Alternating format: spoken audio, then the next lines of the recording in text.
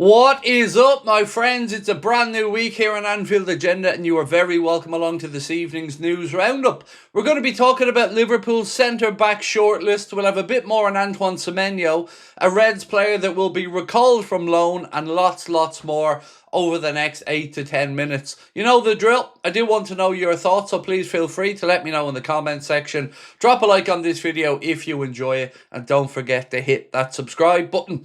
This is normally the part where I tell you I'll be live tonight at 8:45, but I'm going to take the next couple of days off live content. The trolling and stuff has gotten to me a little bit lately, and I'm not going to lie to you guys, I never do. I need the mental break because, well, I just am at myself at the minute, and these things are starting to break through, and I don't want to say something on a stream that I can't take back.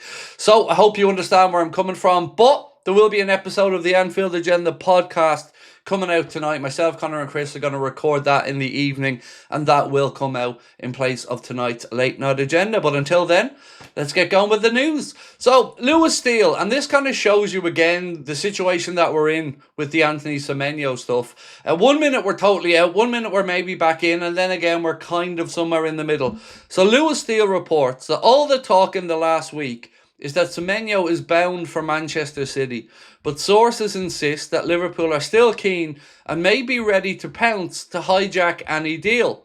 It's not as clear-cut as some may think.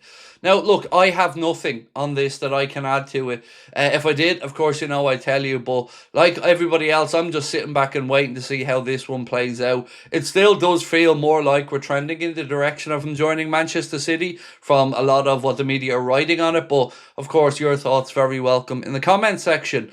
Sticking with Lewis Steele, and I mentioned that we're going to recall somebody, or are likely to recall a player in January. It isn't Harvey Elliott, but Lewis Steele reports that Liverpool are likely to recall James McConnell from his loan at Ajax in January. West Brom, Oxford United, Swansea City and Derby County are all interested in a move for the midfielder. Now, the difference between him there and Harvey Elliott would be he could go back out on loan because he didn't represent Liverpool this season. He's only played for one club, which is Ajax, and that's the difference between himself and Harvey. And of course, things didn't work over there with Johnny Heidinger, who brought him over to Ajax. So it does make sense, and we will let you know where his likeliest destination will be when we know it. Now, again, sticking with Lewis Steele, this time it's around Joe Gomez and AC Milan. Lewis writes that AC Milan remain interested in Joe Gomez, but he will not be sold until a replacement is sorted. Now, I told you guys in the summer about how close that deal to Milan was, and I did say to you that he will be gone by the end of the next transfer window, the next summer transfer window. I didn't think it was possible in January, but if Liverpool can get that replacement in, it does look as if Joe Gomez's future will lie away. And whatever happens with Joe, he has been a wonderful servant to our football club, and he will get the fitting send-off he deserves from this channel anyway, if and when that move to Milan comes about. But as Lewis Steele mentioned, it will only come about if Liverpool are able to bring in a replacement. And there is a list of names that has been released by, guess who? Lewis Steele. You can see a trend with today's video. And Lewis Steele has said Liverpool's targeted centre-backs are, and we're going to start off with the obvious one, Mark Gay.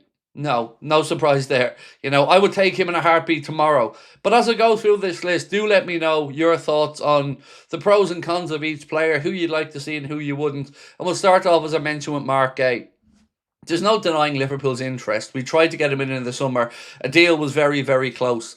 We still don't know the situation with whether he wants to see out the season with Crystal Palace before making a summer move. We do know that once the January window opens, he can talk to any club outside of the UK about a move. So he can talk to Bayern Munich, Barcelona, any club in La Liga, any club in Serie A, Germany, anywhere on the continent, anywhere outside of the UK basically. And Liverpool wouldn't be able to do that. So they'd have to come in with an offer. Now, Crystal Palace believe that Liverpool are the only ones likely to come in with a cash offer in January from Mark Gay. Would that be enough to change their mind and their stance? I don't know. But like I mentioned to you guys yesterday, keep an eye on the Oliver Glasner situation as well, because there have been murmurings that he is highly regarded at Anfield, and should Arne Slot not make it to next season, his name could be one that's in the mix. So, next up, Maxence Lacroix, another Crystal Palace player. I feel like there was a trick missed here. If my memory's right, himself and Van de Ven were both at Wolfsburg once upon a time and were both linked with moves to Liverpool. Van de Ven obviously went on to play for Spurs and Lacroix has since moved to Crystal Palace.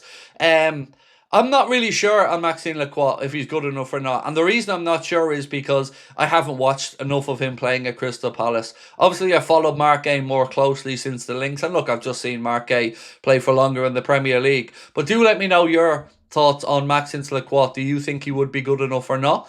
Next name on the list is one that is worth keeping an eye on and one that I think could make a lot of sense, and that is Joel Ordonez. Currently playing for Club Bruges, but came through at Independiente del Valle, the same Ecuadorian club that brought you the likes of Moise Caicedo, Piero Hincapié, and I think there's another top quality centre back, the guy that plays for Paris Saint-Germain, whose name escapes me at the minute, William Pacho.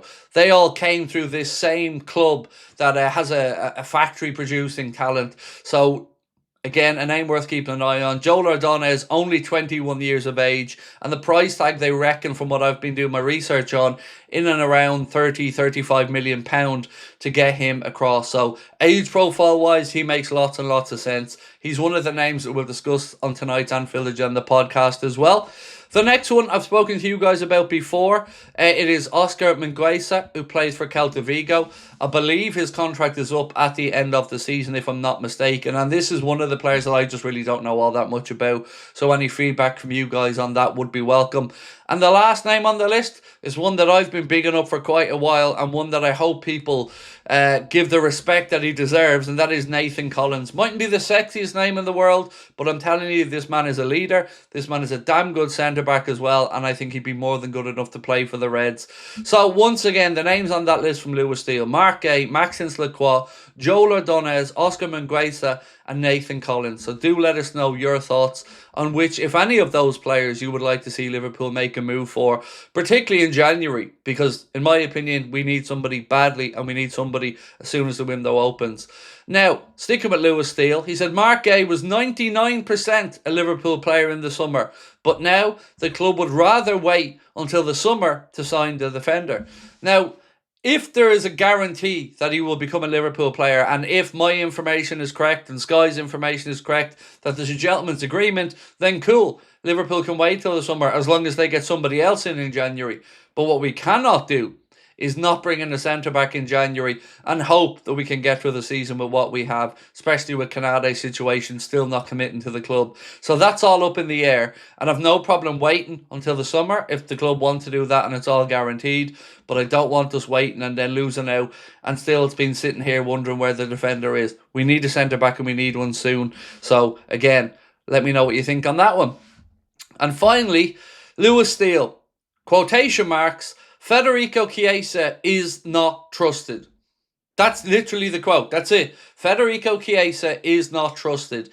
Again, I get a lot of abuse from people for coming out and just saying what I believe is the truth and saying what others won't say. And I've said for a very, very long time publicly that Federico Chiesa has been thrown under the bus by Arne Slot. Federico Chiesa has been absolutely hung out to dry and scapegoated, and that his treatment has been nothing short of disgraceful.